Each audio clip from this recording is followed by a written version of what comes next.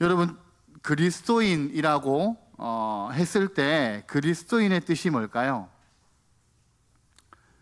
우리에게 그리스도인이라고 얘기를 하는데, 그리스도인이라고 얘기했을 때 그리스도인이라고 불려지는 그 뜻이 뭘까요?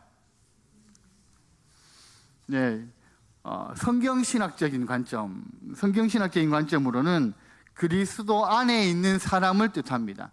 헬라어로는 엔크리스토스라고 얘기를 하고요.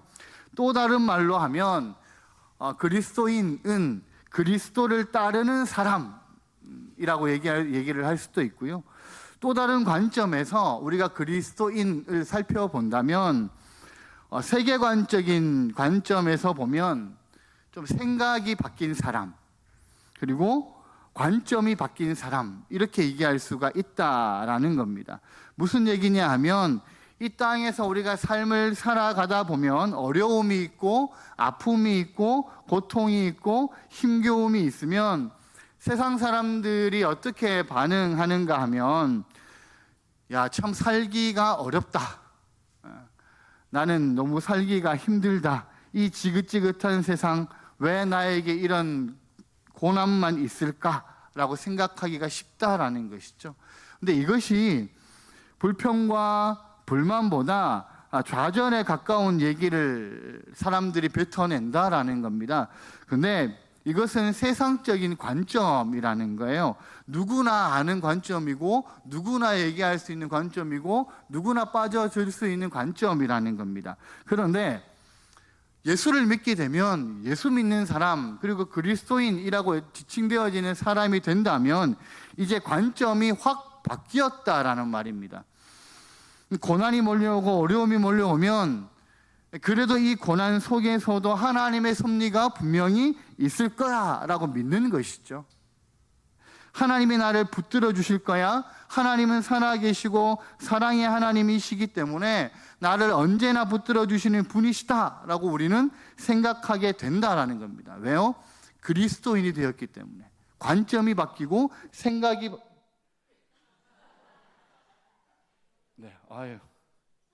잘 나옵니다. 이제 됐습니다. 감사합니다. 관점이 바뀌고, 제 목소리가 이렇게 좋았는지 오늘 처음 알았겠네요. 관점이 바뀌고 생각이 바뀐다라는 것이죠. 여러분, 이런 얘기를 사실은 고린도후서 5장 17절에 보면 우리에게 선명하게 얘기하고 있습니다. 제가 한번 읽어드릴게요. 이렇게 말씀합니다. 그런즉 누구든지 그리스도 안에 있으면 새로운 피조물이라. 이전 것은 지나갔으니 보라, 새 것이 되었도다. 누구든지 그리스도 예수 안에 있으면 어떻게 된다는 말입니까? 새로운 피조물이라는 말입니다. 그리스도 안에 있는 사람은 새롭게 변한다라고 말씀을 하고 있다라는 것이죠. 이전 것은 지나갔으니 보라, 새로운 사람이 되었다라는 겁니다.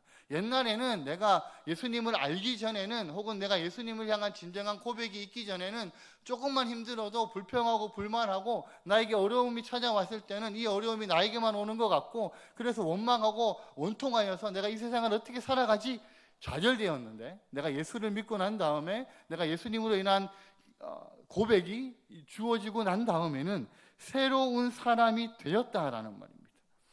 새롭게 되었다라고 고백하고 있더라는 말이죠. 그러면 어떻게 새롭게 되느냐라는 겁니다. 우리가 왜 새로운 피조물이 되었느냐라는 겁니다. 그걸 물으니까 그 성경 구절 앞 구절에 보니까요, 바울이 이렇게 고백하더라고요. 고린도후서 5장 16절에 보면 쉬운 성경인데요, 이렇게 얘기합니다. 그러므로 우리는 이제부터 그 어떤 사람도 세상의 관점으로 알지 않겠습니다. 전에는 우리가 그리스도에 대하여서도 세상의 관점으로 알았으나 이제는 더 이상 그렇게 하지 않겠습니다. 나도 예전에는 예수 그리스도를 세상의 관점에서, 육신의 관점에서 봤다라고 얘기하는 게 바울의 고백이더라는 거예요. 이렇게 표현합니다. 그 말 뜻이 뭐냐 하면, 세상의 관점에서 예수를 보니까 예수라는 존재는 어떤 존재입니까? 저주받은 자요, 죄를 지어서 십자가에 달려 죽어버린 아무것도 아닌 불쌍한 존재라는 거예요. 그런데 언제부터 이 관점이 바뀌어졌습니까? 바울이 다메섹에서 예수 그리스도를 만나고 난 이후부터는 관점이 바뀌고 생각이 바뀌었다라는 겁니다. 그분은 십자가에 죽었던 무기력한 사람이 아니라 우리를 구원하시는 하나님의 능력이라는 것을 깨닫게 되었다라는 것이죠. 그래서 세속적인 관점을 내려놓고 바울은 어떤 관점을 바라보며 살아가게 된 겁니까? 하늘의 관점, 예수님의 관점을 가지고 세상을 바라보는 사람이 되었다라는 겁니다. 여러분, 우리 그리스도인들이 그렇다라는 거예요. 바울이 지금 그런 관점을 얘기하고 있다라는 것은 우리도 그렇다라는 겁니다. 그리스도인은 어떠한 상황에 있든지 그것을 탓하지 아니하고 도리어 하나님은 이런 일들을 통하여서 우리에게 새로운 섭리 가운데 인도하실 거라고 믿는 신앙의 패턴의 변화를 가지는 것이 누구냐? 그리스도인이라는 겁니다. 여러분, 우리 1절 한번 보실까요? 1절에 보면 사도 바울이 지금 어디에 있습니까? 1절에 보면 갇힌 자 된 나 바울이라고 표현합니다. 감옥에 있다라는 거죠. 자유롭지 않다라는 겁니다. 지금 힘겹게 되어져 있는 상태라는 거예요. 그런데 이렇게 힘겨운 상황에 있는 사도 바울이 자기의 힘겨움을 어떻게 표현하는지를 보셔야 되는데요. 1절 우리 같이 한번 읽어보실까요? 1절 시작. 이러므로 그리스도 예수의 일로 너희 이방인을 위하여 갇힌 자 된 나 바울이, 그죠? 이것을 헬라어 원문으로 직역을 하면 이렇게 얘기할 수 있습니다.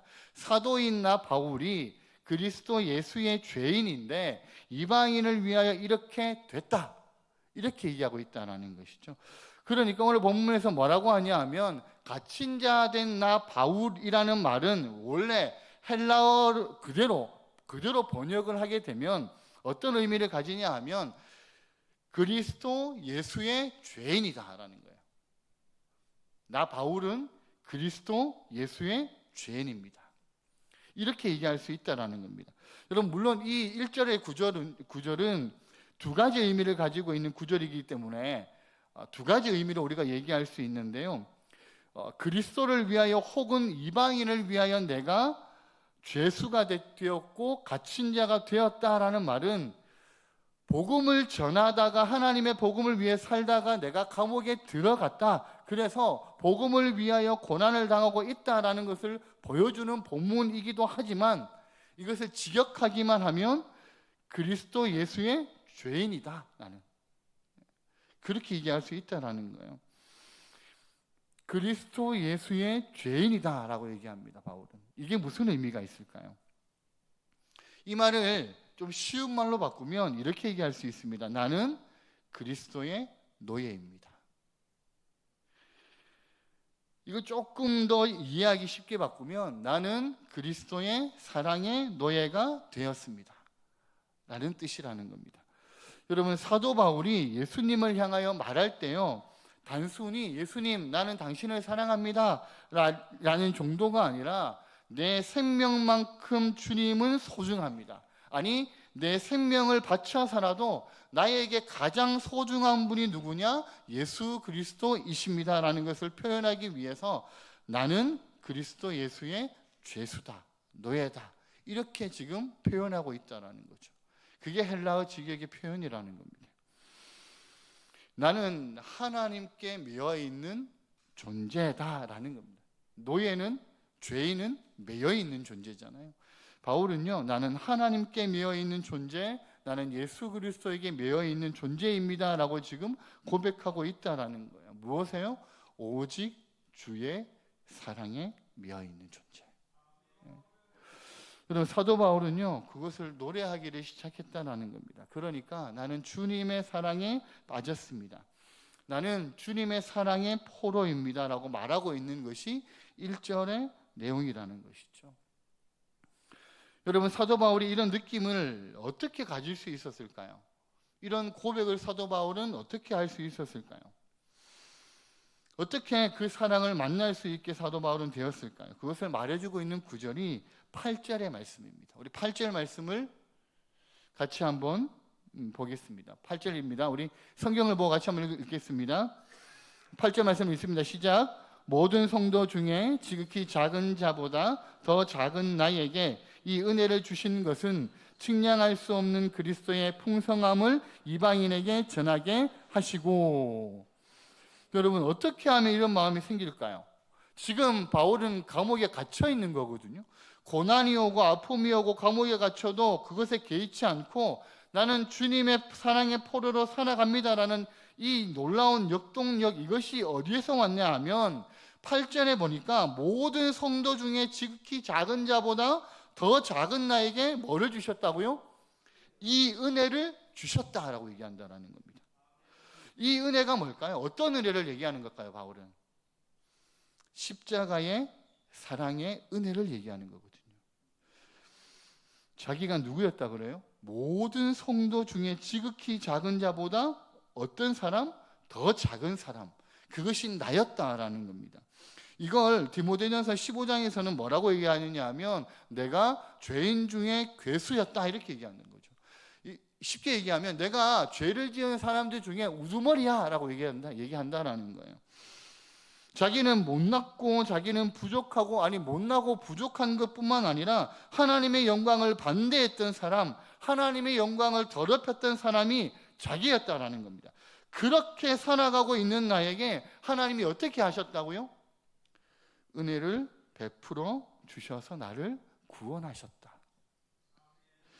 그러니까 사도 바울에게는 뭐냐 하면 내가 겪어야 할 외로움을 하나님이 대신 겪으신 것이고, 내가 주님을 알지 못하여 지역 형벌에 빠져 있어야 되는데 그렇게 살아야 할 나 대신에 예수님이 지금 십자가에 못 박혀 지옥 형벌을 받으셨기 때문에 내가 하늘 백성이 됐다라는 이 감동을 누가 지금 알고 있다라고 고백하는 겁니까?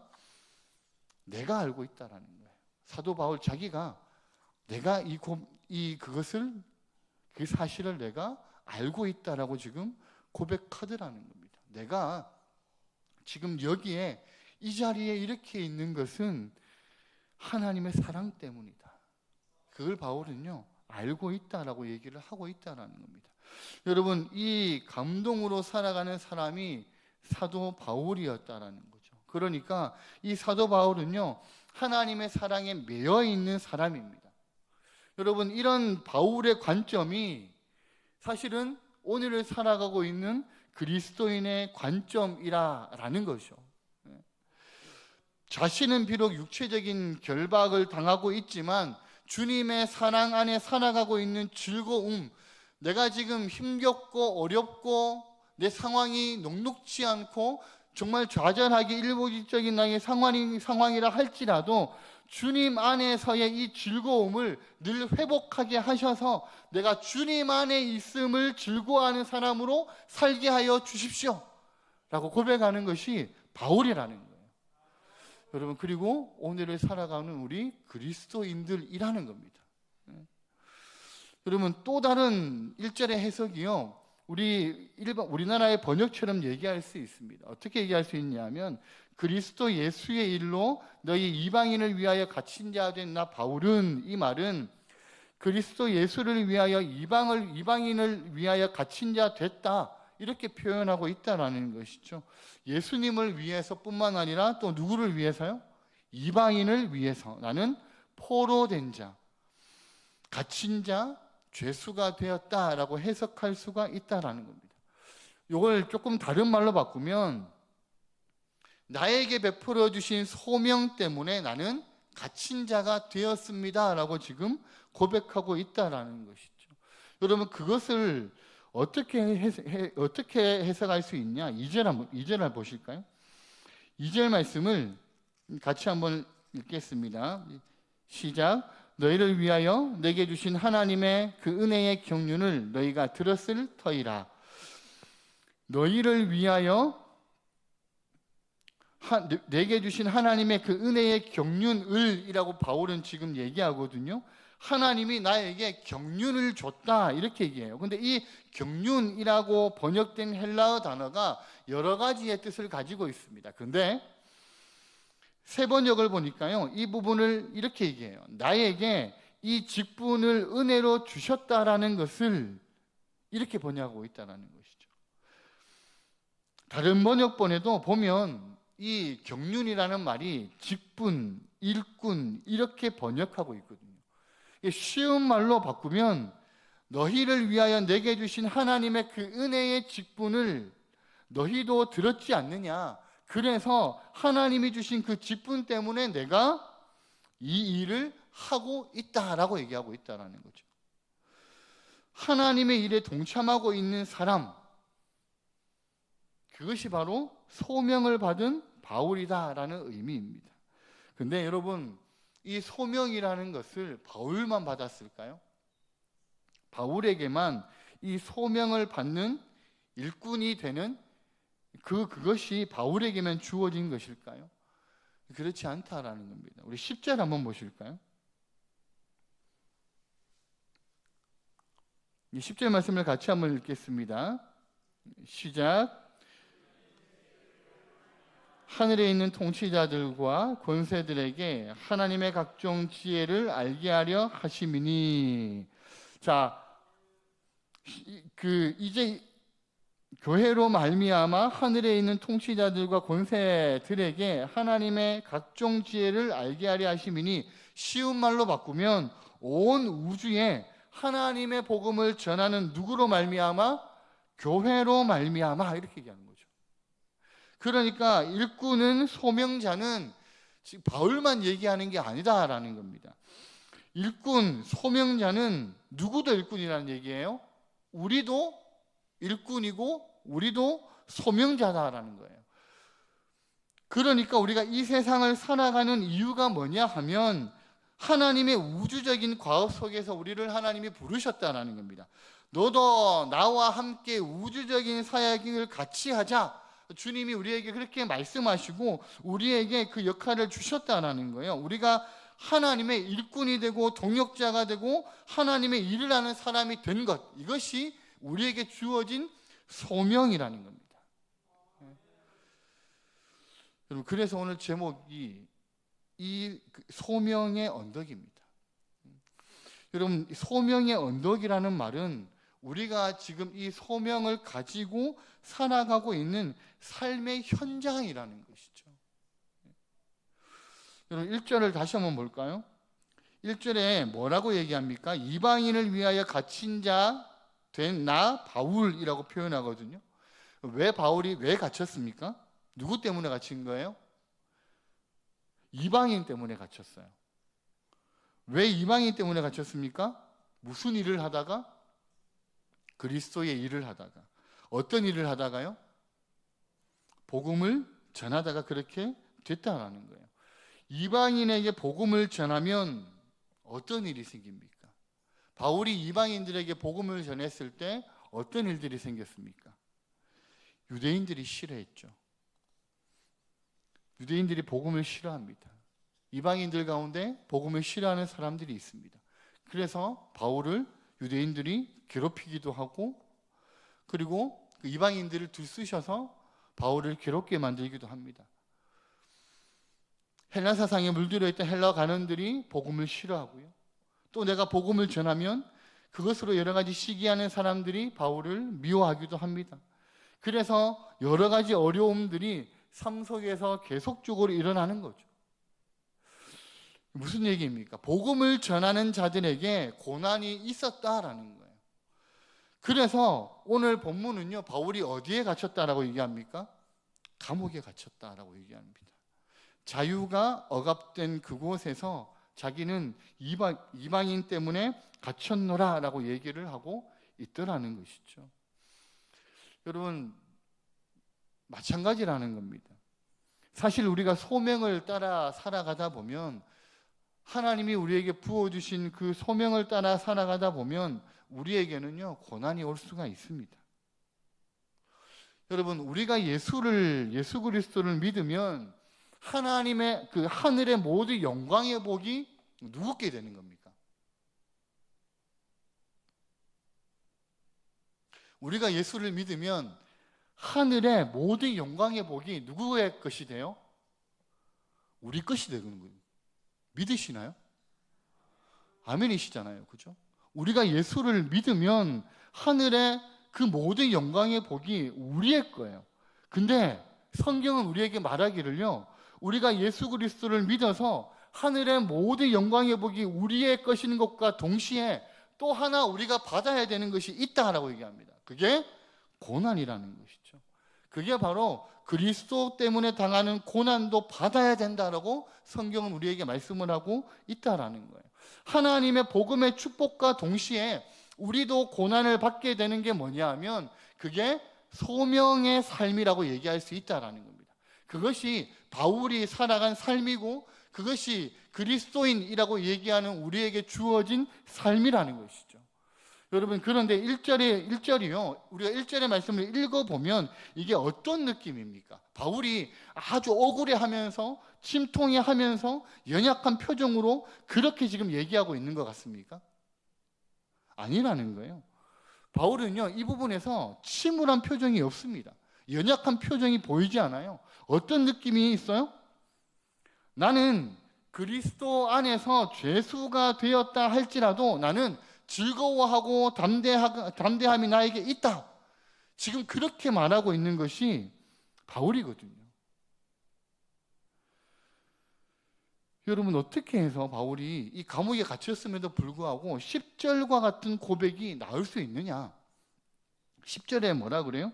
교회로 말미암아 하늘에 있는 통치자들과 권세들에게 하나님의 각종 지혜를 알게 하려 함이라. 이게 어떤 용어냐 하면 이게 전투적인 용어거든요. 그러니까 1절은요, 바울이 자기가 지금 처해져 있는 상황이 힘들고 어렵고 고난에 빠져 있어서 침울해서 하는 얘기가 아니라는 겁니다. 고난을 당했을 때 내가 지금 너무 힘들어 라고 말하고 있는 게 아니라 고난도 기쁨으로 승화시켜서 받고 있는 사람, 그게 지금 바울의 모습이라는 것이죠. 여러분, 어떻게 그게 가능하겠습니까? 어떻게 고난이 지금 몰려와서 내가 지금 감옥 안에 있는데 지금 자유가 박탈되어지고 숨도 제대로 못 쉴 것 같은 그런 상황에 있는데 어떻게 바울은 감사할 수 있느냐라는 거죠. 어떻게 바울은 이렇게 담대할 수 있느냐라는 겁니다. 바울에게는요, 예수님이 어떤 분이었냐 하면 바울에게는 앞에서 얘기했잖아요. 나는 예수 그리스도의 노예다. 나는 예수 그리스도의 죄인이다.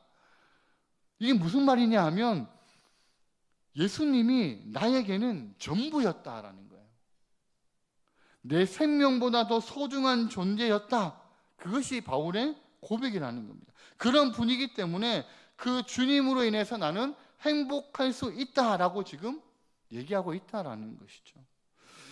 여러분, 우리가 인생의 길을 살아가다 보면 우리가 걸어가는 신앙의 걸음 안에서도 우리에게 정말 중요한 게 뭐냐 하면 하나님의 은혜를 누리는 겁니다. 여러분, 8절을 한번 눈여겨보십시오. 8절에 보면 모든 성도 중에 지극히 작은 자보다 더 작은 나에게 하나님이 은혜를 주셨는데 그것은요, 측량할 수 없는 그리스도의 풍성함이다, 이렇게 지금 고백하거든요. 측량할 수 없는 그리스도의 풍성함, 이거는 잴 수 없다라는 거예요. 측량할 수 없는, 잴 수 없는 하나님의 은혜가 내 마음에 가득가득 부어지니까요, 그 주님이 나에게 부어지는 그 사랑 때문에 내가 이 감옥에 갇혀 있어도, 내가 힘들어도, 내 상황이 어려워도 내가 그 모든 것들을 이기게 된다라는 겁니다. 이게 지금 바울이 고백하고 있는 것이라는 것이죠. 여러분, 요셉이 감옥에 들어가서 요셉이 그 감옥에서 그 어려운 상황에서 그럼에도 승리할 수 있었던 이유가 뭡니까? 종살이하고 억울한 일에 빠졌음에도 불구하고 이 요셉이 거기에서도 승리할 수 있었던 이유가 뭐예요? 하나님이 요셉과 함께 하셨기 때문에. 하나님의 은혜와 사랑이 그 요셉과 함께 하셨기 때문에 요셉이 그 상황 가운데서요, 이길 수 있었다라는 겁니다. 여러분, 하나님의 은혜와 사랑이 내 마음속에 강물처럼 흐르기 때문에 나는 이길 수 있고 나는 그 은혜로 살아갈 수 있게 됩니다라는 것이 오늘을 살아가고 있는 우리 그리스도인들의 고백이 돼야 된다는 것이죠. 오카노 목사님이 이렇게 그 오카노 목사님에 대한 쓴 책에 보면 오카노 목사님이 예전에 이렇게 얘기하신 적이 있다 그래요. 오카노 목사님이 초등학교 3학년 때부터 중학교 3학년 때까지 하나님이 부어주시는 은혜를 경험했다 그럽니다. 성경 말씀이요, 그 기간 동안에 성경 말씀이 꿀송이처럼 달다는 것이 어떤 것인지, 예수님의 십자가의 사랑이 얼마나 진하게 가슴에 울리는지, 죄사함을 받고 하나님의 자녀가 되었다라는 것이 얼마나 사람을 황홀하게 만드는 건지 이 기간 동안에 넘치도록 맛보면서 살았다라고 그래요. 근데 이 성인이 되면서 그 강렬한 은혜의 맛이 서서히 식어지더랍니다. 그리고 안타깝게도 한참 그때는 오카노 목사님이 유명한 목사님이고 목회를 열심히 성공적으로 하셨던 분이심에도 불구하고 지금까지도 그 은혜의 경지를 다시 회복하지 못했다라고 말하셨다 그래요. 그것이 지금까지도 그 은혜의 경지를 다시 회복하지 못했다고 말하는 것이 솔직한 나의 심정이다. 그렇게 고백하셨다 그러거든요. 그럼에도 불구하고 부인할 수 없는 사실은 그때 7년이라는 기간 동안 그때에 받은 은혜가 내 한평생의 신앙생활과 목회의 질을 결정짓는 절대적인 요소가 되었다라고 고백했다라는 겁니다. 여러분, 초등학교 3학년 때부터 중학교 3학년 때까지 7년 동안 받은 그 하나님의 은혜, 그것으로요 목회의 질이 달라졌다라는 겁니다. 인생이 바뀌고 삶이 변화되고요, 황홀한 하나님의 은혜를 그 기간 동안 경험했다라는 거예요. 근데 어땠다는 겁니까? 뒤에 성인이 되고 목회를 하면서도 그때 받았던 그 황홀한 하나님의 은혜의 경험이 없었다라는 것이죠. 그만큼 강렬한 은혜를 받으셨다라는 거예요. 그것을 통하여서요, 목사님이 뭐라고 고백했냐 하면, 성인이 되면서 그때의 그 강렬했던 감동까지 회복하지 못했음을 안타까워하시면서 그 은혜의 갈망을 날마다 간구하며 하나님 앞에 엎드리셨다, 그렇게 얘기하거든요. 위대한 설교자여 목회자였던 오카노 목사님이 그러하셨다라는 겁니다. 그만큼 그 7년 동안 주어진 그 은혜가 강렬했다라는 것이죠. 여러분, 예수님을 만났던 기억을 아직도 간직하고 계십니까? 예수님을 처음 만났던 그 기억이 다시 한번 또 올리면요, 그때는 예배 드리는 것만으로도 행복했다라는 거예요. 예배당에 들어오는 것만으로도 행복했다라는 것이고요, 본당 안에 와서 기도하는 것만으로도 좋아했고 찬송하는 것만으로도 좋아했다라는 겁니다. 이게 무슨 말이냐 하면 그냥 그 기간에는요 그냥 주님이 좋았다라는 거예요. 그런데 우리는 세상을 살아가면서 매일 바빠요. 일하는 것이 너무 힘들어요. 세상을 살아가는 것들이 너무 분주하다 보니까 우리는 그 은혜의 갈망, 은혜의 느낌, 그 모든 것들을 놓치면서 살아오지는 않았는지 돌아볼 필요성이 있다라는 겁니다. 저도 그렇더라고요. 근데요, 우리에게도 지금 다시 필요한 게 뭐냐 하면 그 은혜에 대한 갈망이라는 것이죠. 여러분, 오늘 본문에서 바울이 뭐라 그러냐 하면 이렇게 표현합니다. 나는 그리스도 예수의 죄수다. 이 말은요, 바울은 여전히 사그라들지 않았다라는 말입니다. 뭐가 사그라들지 않았다는 말이에요? 내 안에 있는 하나님의 사랑, 내 안에 있는 예수 그리스도의 사랑이 사그라들지 않았다라는 겁니다. 내가 그 주님의 은혜를 놓치지 않았다라는 고백이라는 것이죠. 그 주님의 사랑은 날마다 쥐고 있었다라는 것을 말해주고 있는 것이 나는 그리스도 예수의 죄수다라는 고백이라는 겁니다. 여러분, 우리는 어떻게 하면 그 복음의 은혜를 쥘 수 있고 사그라들지 않을 수 있을까요? 우리도 어떻게 하면 이 바울처럼 우리도 어떻게 하면 이런 고백을 할 수 있을까요? 주님의 십자가를 기억하는 겁니다. 주님이 우리에게 베풀어 주신 주님의 십자가의 사랑을요 기억하는 거예요. 근데 우리는 이 십자가 얘기를 너무 많이 들었습니다. 듣다 보니까 이제는 귀에 익숙한 나머지 그냥 용어가 되어버렸습니다. 주님의 살에 찢기심, 피를 흘리심도 이제는 아무리 우리가 들어도 그냥 듣는 얘기가 되었다라는 거죠. 그것이 우리에게 감흥을 주거나 그것이 우리를 새롭게 자극하거나 그것이 우리에게 다시 하나님의 은혜를 갈망하도록 만드는 촉매가 되지 않는다라는 것이죠. 그런데요, 이걸 다시 곱씹고 체험하게 될 때, 그때 다시 하나님의 은혜가 다시 살아나게 된다라는 겁니다. 우리가 어떻게 하면 하나님의 사랑에서 떠나지 않고 하나님의 첫사랑을 잊지 않고 어떻게 하면 우리가 하나님의 사랑 속에 더 깊이 들어갈 수 있을까요? 그건 십자가의 사랑을 곱씹어 보는 겁니다. 우리 귀에 많이 들린 용어이기도 하지만 그 십자가의 사랑을요, 곱씹어 보는 거예요.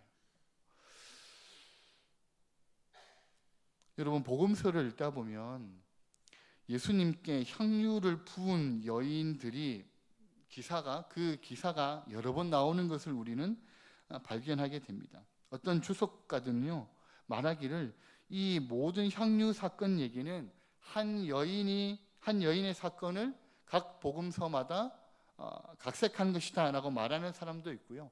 어떤 사람은 말하기를 이것은 최소한 2명 이상의 사건을 기록한 것이다 이렇게 말하는 사람도 있고요. 또 어떤 사람은 심지어는 그 모든 사건들은 다 똑같은 게 아니라 다 다른 사건이다 이렇게 해석하는 사람도 있습니다. 근데 주석학자들이 어떻게 해석하든지 간에 그건 떠나서 적어도 우리는 어느 것이 정답인지는 우리가 모르지만 우리가 알고 있는 것이 있다라는 거예요. 그건 뭐냐면 복음서에는 예수님께 향유를 부어드린 여인의 기사가 나온다라는 겁니다. 여러분, 이 향유를 부었다라는 말의 의미가 무엇일까요? 주석학자들은요, 이렇게 얘기합니다. 이 향유의 가치가 얼마냐? 지금 돈으로 따지면 2천만 원, 3천만 원 그런 가치를 가지게 된다. 그러면서 이게 이 정도의 가치가 가지고 있다라 그렇게 얘기합니다. 근데 그것이 전부가 아니라는 것이죠. 그냥 이 향유가 지금 환율로 따졌을 때 2천만 원, 3천만 원 나가는 그런 가치를 가지고 있는 향유다. 이게 전부가 아니라는 겁니다. 향유를 여인이 부었다라는 것은요, 그것으로 따질 수 없는 것이 있다라는 거죠. 그게 뭐냐면 이 향유는 그 여인이 가지고 있었던 것의 전부였다라는 겁니다. 이 향유는요, 이 여인이 가지고 있었던 것의 전부였다라는 거예요. 그 전부를 가지고 지금 누구에게 온 것이라는 겁니까? 예수님께 와서 다 부었다라는 겁니다. 이 여인이 왜 자기의 전부라고 얘기할 수 있는 이 향유를 예수님께 와가지고 다 부어버립니까? 이 여인에게 단 한 가지가 있기 때문입니다. 그게 뭐냐면 사랑을 받았기 때문에, 예수님의 사랑을 받았기 때문이라는 것이죠. 여러분, 이제까지 이 여인을요, 사람들은 뭐라고 불렀냐 하면, 여자가 지나가면 사람들은 말하기를 이 더러운 여자 이렇게 얘기했습니다. 어떤 사람들은요, 저 창녀 같은 여자라고 얘기를 했고요. 이 땅을 더럽히는 정말로 사라져야 할 존재, 그렇게 얘기하는 사람들도 있었다라는 거죠. 모두가 이 여자를 향하여서 손가락질하고 여인을 핍박했는데 한 분은 달랐다라는 겁니다. 하늘의 영광, 하늘의 사랑, 하늘의 음성으로 그 예수님이 다가오셔서 이 여인을 추하다 하지 않고 더럽다 하지 않고 그 여인을 못났다 하지 아니않고 그 여인을 끌어안으시고 그 여인을 사랑하셨던 분이 예수님이셨다라는 거예요. 이 여인에게요, 그 여인의 마음속에 이 예수님의 놀라운 사랑이 강물처럼 흘렀기 때문에 주님이 나를 이만큼 사랑하셨으니 나도 그러면 주님을 사랑합니다라는 것을 표현한 것이 자기의 전부를 예수님께 드리는 것이었다라는 거죠.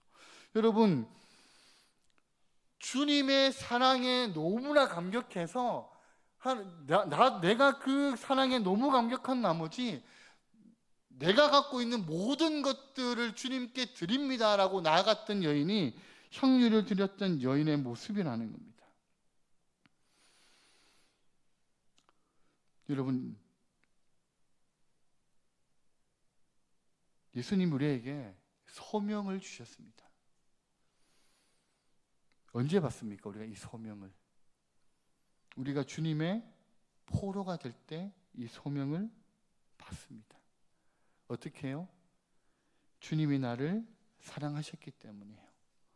온몸이 찢기도록 사랑하셨다라는 겁니다. 그 사랑을 알고 나니까요, 더욱 주님을 사랑할 수밖에 없게 되는 것이죠. 사랑하기에 우리에게 주어진 일을 하는 것이죠. 주변에 있는 사람에게 복음을 전하기도 하고 주님께 같이 예배드리자라고 권면하기도 하는 일들이 우리 속에 나타나게 되는 것이죠. 왜입니까? 내 속에 강물처럼 주님의 사랑이 흐르기 때문이라는 겁니다. 바라기는 우리 모든 성도님들의 마음속에 이 주님의 사랑의 강물이 차고 넘쳐 흘렀으면 좋겠습니다. 나를 받으시고 나를 사랑하신 그 주님의 사랑 때문에 나도 내 온 마음을 다하여서 주님이 나의 전부입니다 라고 고백하는, 내가 주님의 노예가 되었습니다. 내가 주님의 사랑의 죄인이 되었습니다.